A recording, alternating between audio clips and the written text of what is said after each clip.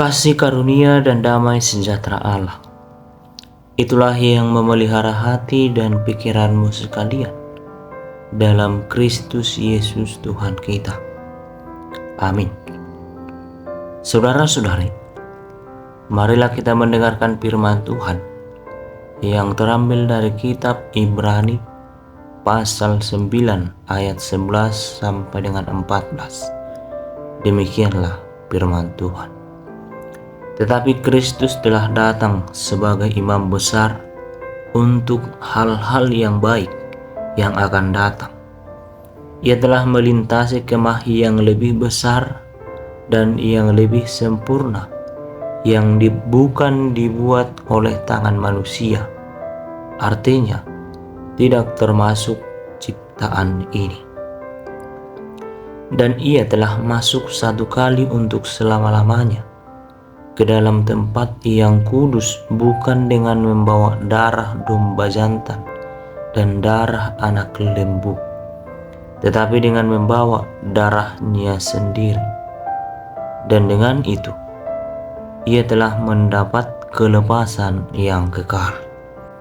Sebab jika darah domba jantan dan darah lembu jantan dan percikan abu lembu muda menguduskan mereka yang najis, sehingga mereka disucikan secara lahiriah, betapa lebihnya darah Kristus yang oleh Roh yang kekal telah mempersembahkan dirinya sendiri kepada Allah sebagai persembahan yang tak bercacat, akan menyucikan hati nurani kita dari perbuatan yang sia-sia, supaya kita dapat beribadah kepada Allah yang hidup.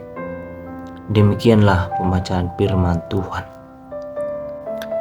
Saudara-saudari, bagaimanakah kita dapat memahami pengorbanan Kristus untuk menebus seluruh dosa manusia? Dalam Perjanjian Lama, Perjanjian Sinai adalah merupakan tata cara permohonan pengampunan menggunakan domba dan lembu sebagai kurban untuk mendamaikan Allah dengan umat Allah atau seluruh manusia berdosa. Namun perlu kita tahu bahwa kematian domba dan lembu tidak pernah bisa menggantikan kematian manusia. Itulah sebabnya ritual kurban Perjanjian Lama hanya merupakan gambaran akan kurban yang lebih besar dan lebih sempurna yang akan datang. Oleh itu, Yesus Kristus bukan hanya imam besar yang mendamaikan umat manusia kepada Allah, tetapi Yesus Kristus telah menjadi kurban pendamaian yang sempurna. Saudara-saudari, bagaimanakah kita dapat memahami pengorbanan Kristus untuk menebus dosa manusia? Dalam bacaan firman Tuhan kita pada saat ini, hal ini menjadi pokok pemahaman iman Kristen, seperti yang tertulis dalam ayat 12. Kebangkitan Yesus Kristus tidak akan berarti bagi kita bila kita tidak memahami makna kematian Yesus. Sungguh, Kristus telah mati dan bangkit menjadi persembahan yang murni dan menggenapkan seluruh perjanjian penghapusan dosa dalam Perjanjian Lama. Dan Yesus Kristus telah menjadi pengantara yang sempurna bagi manusia berdosa untuk mendapatkan pengampunan Allah, sebagaimana dalam ayat 15 dan 18 dikatakan. Oleh karena itu, kematian Yesus Kristus telah menjadi tanda perjanjian baru antara Allah dengan manusia.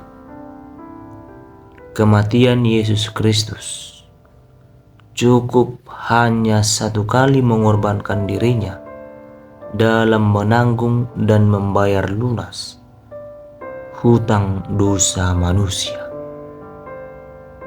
Saudara-saudari, Kristus telah mempersatukan semua orang percaya dalam tubuhnya.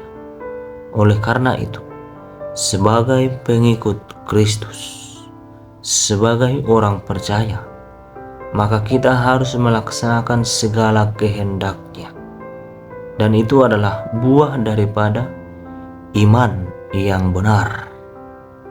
Dan sebagai ucapan syukur kita, serta sebagai bukti bahwa kita berpengharapan yang benar terhadap Allah. Jadi, segala perbuatan baik yang kita perbuat bukanlah semata-mata supaya kita beroleh kehidupan yang kekal. Kehidupan yang kekal telah Allah sediakan lewat kebangkitan dan kematian Yesus Kristus. Dan sungguh, itu adalah persembahan yang murni, yang memberikan kita kehidupan yang kekal, yang memperdamaikan manusia dengan Allah. Oleh karena itu, kesetiaan kita, segala perbuatan baik kita adalah bukti iman kita, adalah sebagai ucapan syukur kita kepada Allah. Ketika di dalam hidup ini kita sungguh-sungguh mengikuti kehendak-Nya, tentu hal itu akan menunjukkan bahwa Yesus adalah pusat hidup dan sandaran satu-satunya bagi setiap orang percaya. Oleh karena itu, saudara-saudari, iman kepada Kristus bukanlah konsep teoritis belaka, melainkan iman adalah suatu relasi intim antara manusia dengan Allah, bagaikan mempelai pria dan mempelai perempuan. Marilah kita bersyukur, sebab kita telah beroleh kehidupan yang kekal.